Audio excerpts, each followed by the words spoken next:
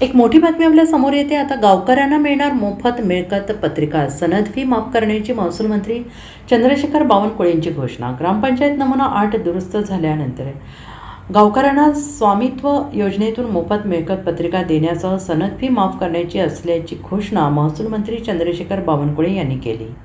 याबाबत ग्रामविकास विभागाने प्रस्ताव तयार करून त्याची मंजुरी घ्यावी असेही ते म्हणाले. ग्रामविकास मंत्री जयकुमार गोरे यांनी या प्रकल्पाला गती देण्यासाठी सर्वतोपरी सहकार्य करण्याचे आश्वासन दिले.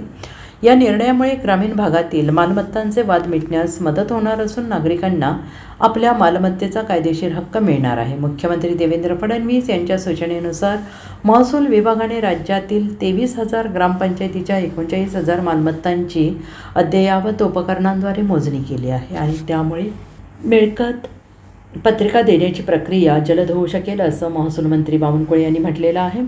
कोकण विभागीय आयुक्तालयात बावनकुळे यांच्या अध्यक्षतेखाली बैठक पार पडली. ग्रामविकास मंत्री जयकुमार गोरे, ग्रामविकास विभागाचे सचिव चंद्रकांत पुलकोंडवार आणि महसूल विभागाचे अधिकारी उपस्थित होते. Bureau report, SBN Marathi.